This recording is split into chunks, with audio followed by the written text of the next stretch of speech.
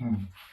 Akissi Delta a tué ses acteurs, tous ceux qui jouent dans ma famille meurent, si tu t'approches d'elle, quelque chose va t'arriver, et tout et tout.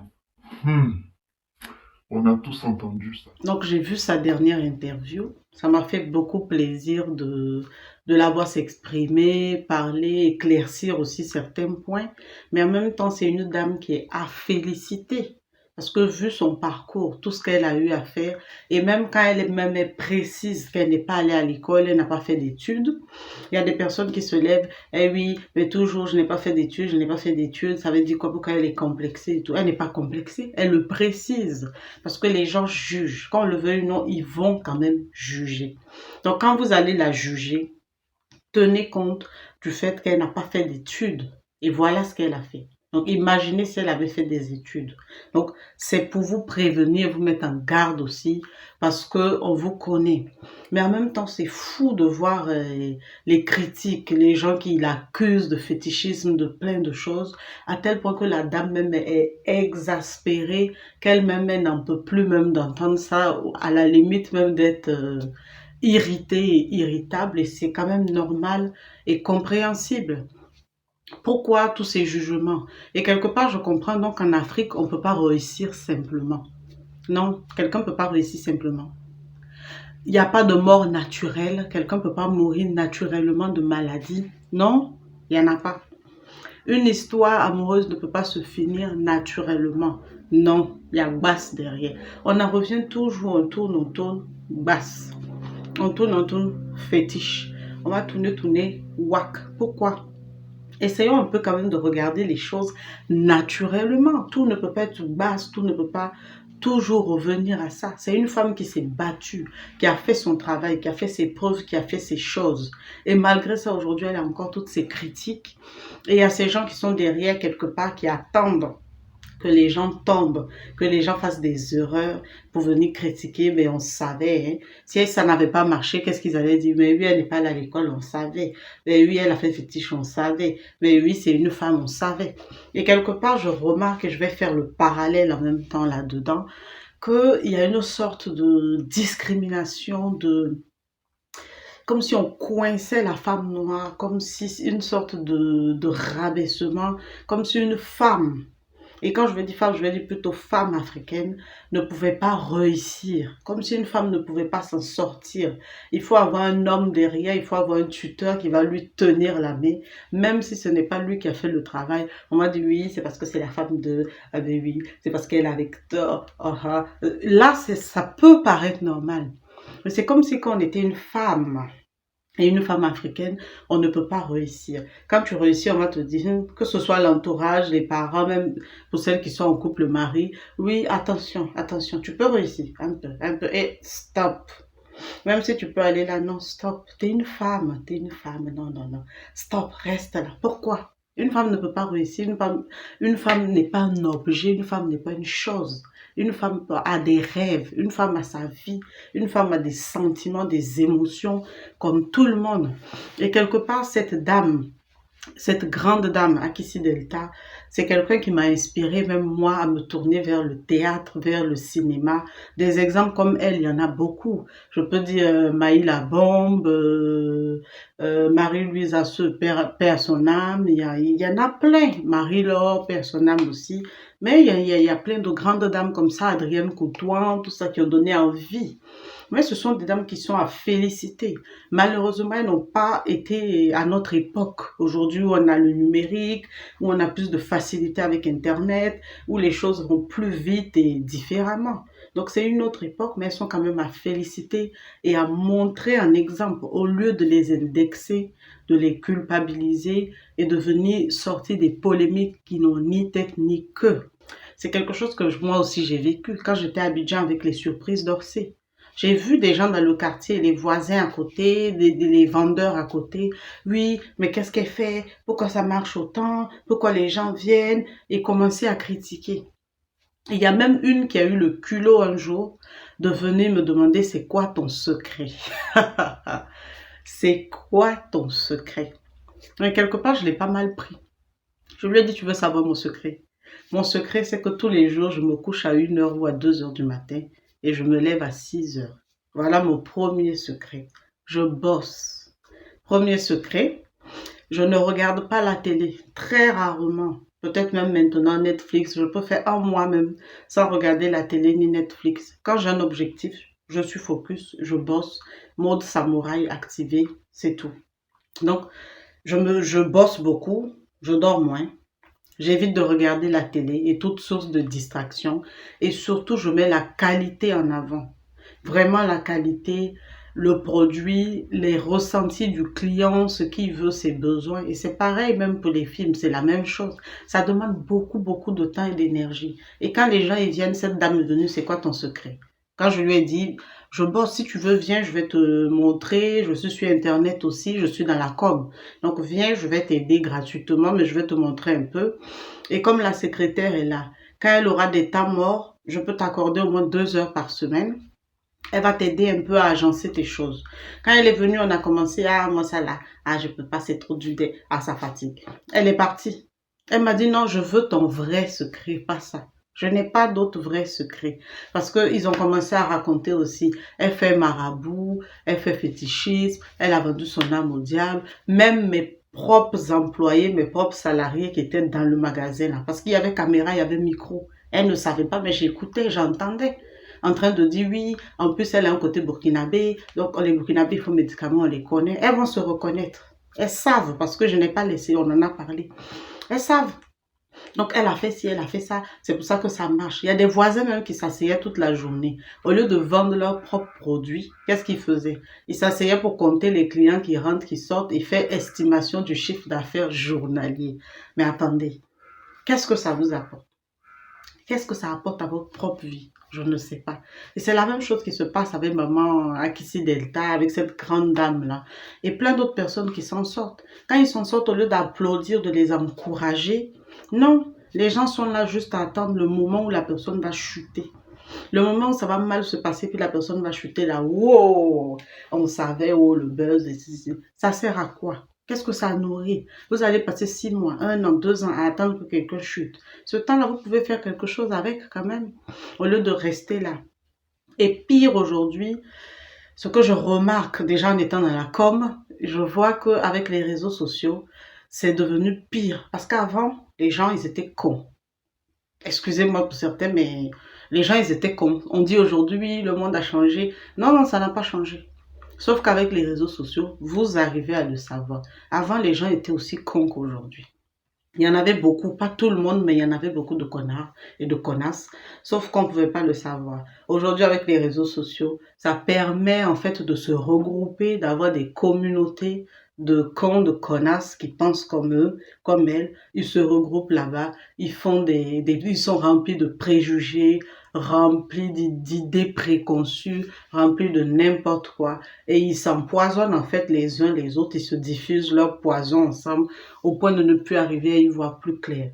Et aujourd'hui, les réseaux sociaux, quelque part, ça a donné la parole à tout le monde. Tout le monde peut se lever et puis venir pondre sa merde devant tout le monde. Voilà, ça passe tranquille, ça passe crème, comme on dit. Il n'y a pas de souci, puisqu'ils se rejoignent, ils se regroupent là-bas pour faire leur saleté, et puis ça leur va bien. Donc aujourd'hui, tout le monde peut venir mettre son poison, alors qu'avant, ils pensaient ça, mais ça restait dans leur petit cœur noir, là. Ça les étouffait eux-mêmes avec ça, et puis ils restaient avec ça, ou dans le quartier, ou dans leur maison, ils allaient faire. Aujourd'hui, il y a un lieu où tu peux venir, incognito, avec des faux profils, et puis venir déverser ces choses. Mais c'est une honte. C'est une honte. Et surtout quand je vois qu'il y a des femmes qui rentrent dans ça. Je ne demande pas quelque part d'avoir la solidarité féminine ou la mauvaise foi féminine, de suivre tout parce que c'est une femme. Mais à un moment donné, soyons réalistes. Et quand je vois qu'il y a des femmes même qui rentrent, qui tombent dans ces choses-là, quand une femme s'est battue, qu'elle a travaillé, au lieu d'être jalouse, d'être aigrie, pose-toi la bonne question. Pose-toi la bonne question et prends-la en exemple pour toi-même, pour ta propre vie, pour essayer de mettre quelque chose en place, mais non de venir dénigrer, de venir insulter. C'est pas parce que toi tu ne fais pas qu'une autre ne peut pas faire. C'est ton choix. Chacun dans la vie a son choix, on n'impose rien à personne. Mais je trouve quelque part c'est dommage de venir dénigrer, de venir insulter, critiquer. Cette femme-là a fait quelque chose de grand quelque chose de beau, et elle est à applaudir. Et même quand je vois qu'on parle, oui, les acteurs de ma famille meurent et tout. Oui, on va venir à ce sujet. Ils meurent, c'est elle, c'est parce qu'ils ont fait fétiche et tout. À un moment donné, arrêtez. Et quelque part, c'est parce que dans le milieu du cinéma, du spectacle, tout ça, il n'y a pas de, je peux dire, il n'y a pas d'études statistiques qui sont faites. Ici en Europe, il y a des statistiques sur pratiquement tout. Tout, même comment on fait les courses, il y a statistiques. Comment même tu laves tes assiettes, il y a statistiques. Comment même tu achètes ton papier toilette, tu fouilles, tu vas trouver statistiques de ça, il y a statistiques de tout. Sauf que là, dans ce milieu du cinéma, du milieu artistique africain, il n'y a pas vraiment de statistiques. Sinon, s'il y avait des statistiques que vous regardez, un premier point que vous allez voir, c'est que les artistes africains déjà sont mal payés. Et c'est pas que les acteurs, les chanteurs, les peintres, l'artisanat, vraiment tout ce domaine-là, ils sont pas bien payés. C'est quelque chose qui n'est pas valorisé. Et même la propre population, c'est vous les clients. Même eux, ils sont pas prêts à mettre le prix et à payer ce qui vient de chez eux. Quand ça vient d'ailleurs, oui, on est prêt à payer, oui, oui, oui. L'iPhone vient, combien de 600 000, 500 000, combien ils sont prêts à payer? Mais si un Ivoirien, un Africain de la sous-région crée un téléphone, même s'il le vend 50 000, ils vont pas payer. Oui, c'est lui qui a fait. Est-ce que c'est bon? Est-ce que ça va se gâter? Est-ce que. Ils vont pas payer même 50 000 francs. iPhone, c'est quelle bonne qualité, je veux dire même qui est dedans. Qualité d'image, qualité de vidéo. Si vous comparez même souvent à des Shintok, il y a des Shintok même qui ont des meilleures capacités que ça. À moins, au moins même à 100 euros, à 200 euros, à 300 euros. Mais non, les gens préfèrent ça. Et c'est pareil, quand c'est créé, ça vient de chez nous. On ne veut pas. On veut ce qui est quitté ailleurs. Alors que quelque part, c'est encouragé. Les artistes africains aujourd'hui ne sont pas bien payés. Ça, c'est premier point. Deuxième point, l'état de santé, les hôpitaux et même l'accès à la santé, c'est compliqué. Et si vous fouillez bien dans le milieu artistique, là, je me demande combien de leurs propres chefs qui se sont levés d'eux-mêmes pour aller prendre une assurance santé ou bien même une assurance vie. Combien? Je demande à voir. À moins que dans le contrat qu'ils ont signé, la personne inclut assurance santé, assurance vie. Là, ils vont prendre. Mais se lever, même marcher avec leurs pieds, je m'en vais payer assurance santé pour moi et ma famille. Je demande à voir en tout cas combien l'ont fait. Très peu. Et même pour ceux qui sont salariés, c'est quand l'entreprise coupe sur ton salaire pour payer une partie de la mutuelle qu'ils ont même assurance santé. Si ça dépendait d'eux-mêmes, là, je ne pense pas qu'ils seraient allés prendre. Donc, il y a ce deuxième point. Et troisième point, il y a l'alimentation. Qu'est-ce qu'ils mangent? Comment ils mangent? Parce que tout ça, ça joue sur la santé. Et quelque part, vous remarquez, ce sont des personnes qui sont beaucoup invitées dans les coins, beaucoup invitées dans les soirées, les apéros, les trucs comme ça. Donc, quelque part aussi, qui ont un grand rapport, une facilité avec l'alcool. Et vous savez très bien que ça a un rapport sur la santé.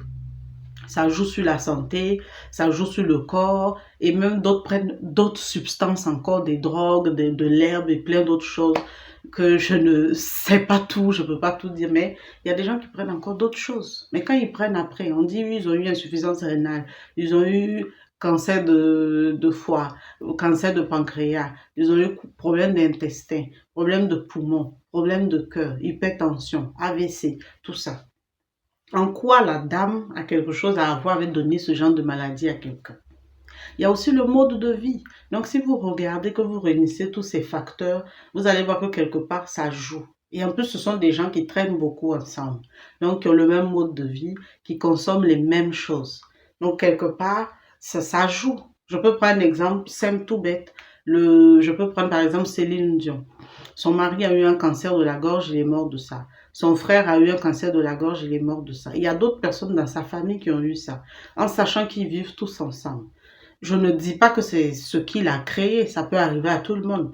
Mais quand même, si vous faites une recherche, une étude, et même elle aujourd'hui, elle a des problèmes de gorge aussi.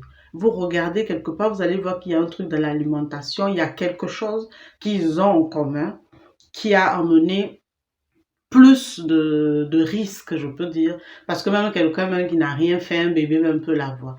Mais il y a des facteurs aggravants, il y a des facteurs de risque. Et un autre exemple, regardez la reine d'Angleterre. On dit dans sa famille, ils sont centenaires.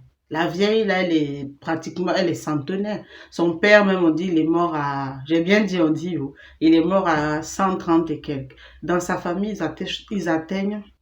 dans sa famille, ils atteignent tous la centaine, ils sont centenaires. Mais c'est normal. Regardez là, c'est sa condition de vie. Elle ne force pas. Elle a tout à portée de main, des masseurs, des soigneurs, des soins. Elle se fatigue pas trop, même le stress. Ah, comment je vais payer le loyer, comment je vais payer les factures. Mais ça, ce sont des choses auxquelles elle ne pense même pas. Et vous pensez qu'elle ne va pas être centenaire? Que ses ancêtres, sa famille ne va pas être centenaire? Même ici, moi, je connais un monsieur qui est mort dernièrement. Il a atteint 99 et quelques, il restait 2 3 mois. Il allait avoir 100 ans. Il est mort. Mais ce monsieur-là, même étant à la retraite, malgré qu'il est à la retraite, là, il touchait plus de 6 000 euros. Oui, il avait un bon job. Il touchait plus de 6 000 euros à la retraite. Mais c'est un monsieur tranquille qui ne se prend pas la tête. Il fait venir ses masseuses, il fait venir ses infirmières. Il a son kiné, il a son tout, tout, tout. Et même, il avait eu problème de cœur à un moment donné. Ils l'ont opéré. Rapidement, pacemaker, déboucher les artères, tout, tout, tout, tout nettoyer là-bas. Il a vécu. C'est la vieillesse qui l'a tué. Sinon, si ce n'est pas vieillesse, il aurait été encore là. Donc, à un moment donné, il y a quoi de surprenant? C'est aussi, je vois qu'on néglige la santé, on néglige toutes ces choses-là. Oui, ah, c'est comme ça. On aime Indigena. Moi-même, j'aime Indigena. Mais Indigena ne peut pas tout régler. Par exemple, quand il s'agit d'infection, il faut antibiotiques, tout ça. L'indigénat ne peut pas régler ça. Il y a des choses aussi, il faut être réaliste et comprendre qu'on doit aller à l'hôpital, mettre les complets, il y a des choses aussi, il faut comprendre qu'on doit aller à l'hôpital, mettre les théories, les complots, les trucs bizarres de côté et se soigner. Parce que ça, c'est quelque chose qui joue aujourd'hui. On dit aujourd'hui, ah, les gens en Afrique, ils meurent de tout, de n'importe quoi. C'est vrai qu'on va pas beaucoup aussi à l'hôpital. Je comprends que là-bas, il y a d'autres conditions. Mais tout ça, ça rentre en ligne de compte. Donc, vous pouvez pas accuser la dame qu'elle tue les gens. Elle tue. Après, si, je sais pas, il mourrait qu'on faisait autopsie, il n'y a rien. Ou même c'est poison, vous allez dire autre chose. Et même, est-ce que c'est elle? Les gens qui meurent de cancer, d'insuffisance rénale, de maladies plus profondes. Et même elle-même, elle a dit, elle souffre de diabète, elle est hypotendue, tout ça. Donc, c'est parce qu'elle se suit, elle fait attention à sa santé, à sa ligne, à ce qu'elle mange, que quelque part, elle est encore là. Et si je me trompe pas, elle a la soixantaine. Elle est encore fraîche. Elle est encore bien. En tout cas, quand on la voit, on ne peut pas savoir qu'elle a la soixantaine même. Elle est encore là, elle est encore bien. C'est parce qu'elle prend soin d'elle, elle s'entretient. Donc, quelque part aussi, arrêtons ce genre de raccourcis. Et on veut que oui, les Africains s'entraident, les Africains se soutiennent, qu'on avance. Mais ça commence par chacun de nous. Chacun de nous doit s'asseoir et se dire, bon, moi, je vais arrêter ce genre de comportement. C'est pas facile quand on est habitué au Congo, ça, c'est pas facile. Mais il faut commencer à laisser. Tu peux faire Congo ça sur certaines choses. Et puis il y a des choses même où il faut taper l'œil même. Ça sert à rien, c'est une perte de temps.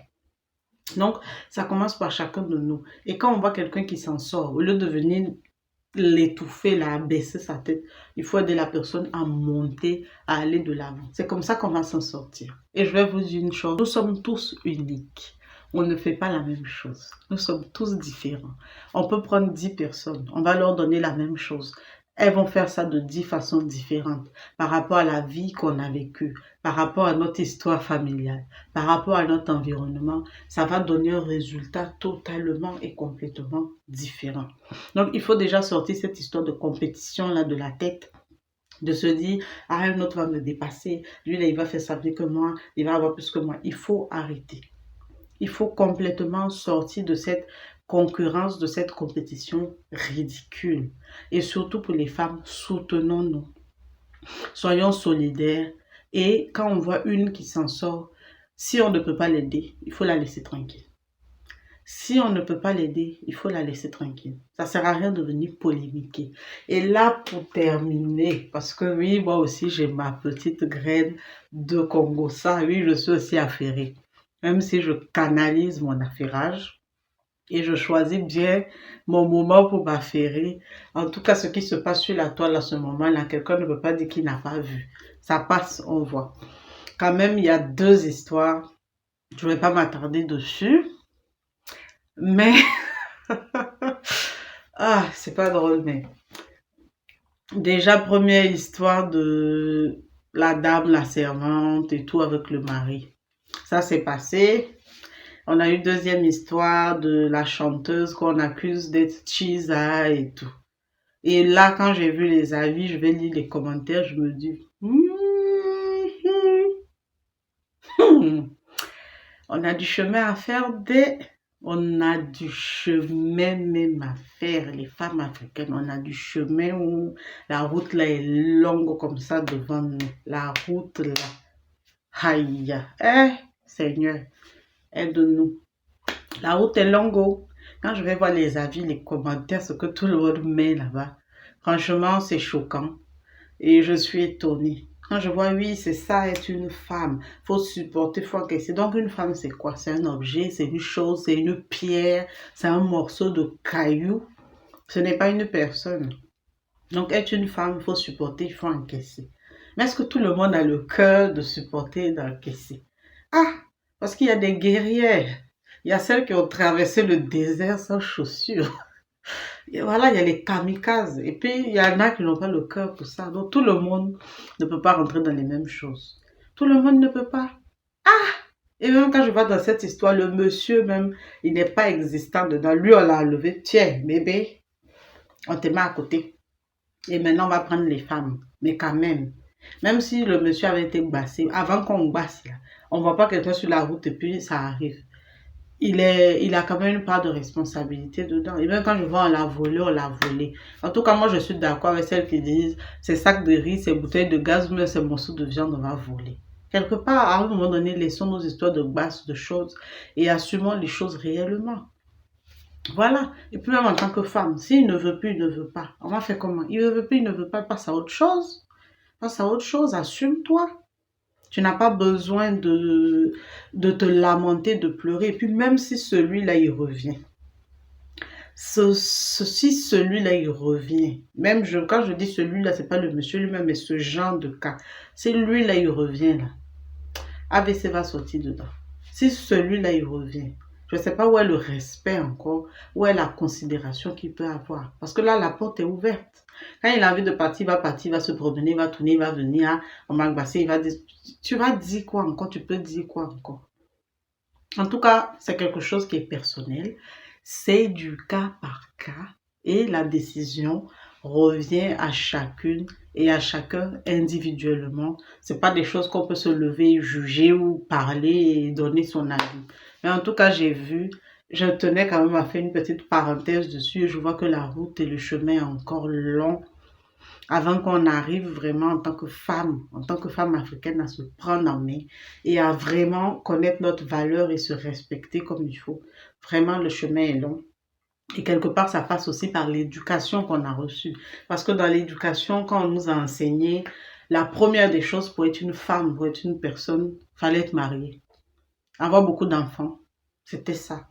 Mais aujourd'hui, le monde a changé. Et puis même, ça ne s'arrête pas qu'à ça. Une femme, c'est une personne, ce n'est pas un objet. C'est quelqu'un qui a des sentiments, qui a des ressentis, qui a des envies, qui a des rêves, qui a des besoins aussi. Donc ça ne s'arrête pas qu'à ça. Sauf qu'on ne nous a pas enseigné ça. Mais ton corps même te fait savoir. Tes émotions te font savoir que non, tu mérites plus que ça. Tu as droit à plus que ça. Et ça, c'est quelque chose de personnel. Je pense que dans le temps, ça va venir. Les choses vont changer. Parce que même en Europe, ici, avant, les femmes n'avaient pas le droit de travailler. Les femmes ne pouvaient pas travailler. Les femmes n'avaient pas le droit de vote. Quand une femme trouvait un travail, il fallait que le mari signe sur les papiers pour dire j'autorise ma femme à travailler pour qu'elle travaille. Elle n'avait pas le droit de voter. Elle n'avait pas le droit de donner leur avis ou même de sortir même sans avoir demandé la permission de faire certaines choses. Ça a bien évolué, ça a bien changé et je pense que les choses vont changer. Non pas pour être en égalité avec les hommes, non pas pour être en concurrence, mais juste pour que la femme ait le droit d'exister, ait le droit d'être une vraie personne avec de vrais sentiments, des émotions, des envies et d'être acceptée comme telle, mais pas d'être vue comme une bonne, je sais pas, le rang qu'on donne, va à la cuisine, marie-toi, fais des enfants, ferme ta gueule et reste là. Non, c'est beaucoup plus que ça. Et c'est ce que je pense aussi. Pour terminer, félicitations à Madame Akissi Delta, qui est une grande dame, une grande femme africaine, en tout cas qui en inspire plus d'une, plus d'un, que moi je vois comme un modèle, comme un exemple, et qui est très battante. Et bien qu'elle ne soit pas allée à l'école, qu'elle n'ait pas fait des études, regardez ce qu'elle a fait. C'est admirable, c'est à encourager.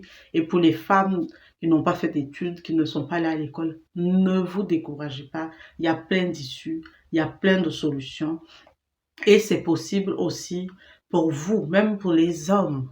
Et entre nous, on dit il faut s'aider, il faut s'encourager, il faut se soutenir. Oui, mais l'effort aussi va venir de vous-même aussi, de votre part. Là, je suis en ce moment en train de préparer une formation en ligne pour les frères et les sœurs qui sont en France, donc en Europe, mais plus principalement la France, et pour ceux qui souhaitent aussi venir, qui sachent déjà comment il faut faire, quelles démarches accomplir pour pouvoir déjà se former gratuitement quand ils n'ont pas les moyens et pouvoir aussi trouver un travail, apprendre les codes de société, vraiment savoir comment se positionner pour que tout ça marche. Et comme je précise, ce n'est pas une invitation à l'immigration, mais pour ceux qui sont déjà ici, ça les aidera. Et pour ceux qui envisagent de venir, ils comprendront que ça ne sert pas forcément d'aller prendre le bateau, passer par toutes ces choses. Il y a déjà des prérequis, des choses que eux-mêmes ils doivent avoir avant d'arriver. Et si vous êtes là-bas, que vous envisagez, vous allez déjà, en suivant cette formation, commencer à vous préparer là-bas. Et si vraiment vous voyez que ce n'est pas pour vous, ça vous permettra aussi de clôturer cette parenthèse et de passer à autre chose. Donc voilà pour terminer. Félicitations à cette grande dame. Félicitations à toutes les femmes comme elle qui continuent à inspirer positivement les femmes africaines, la jeunesse africaine et qui nous ont inspirés aussi dans notre enfance, qu'on peut voir comme modèle et comme source d'inspiration. Et ces femmes méritent le respect et la considération et surtout qu'on arrête de jaser sur elles et plutôt de les encourager et de les soutenir. Portez-vous bien et à bientôt.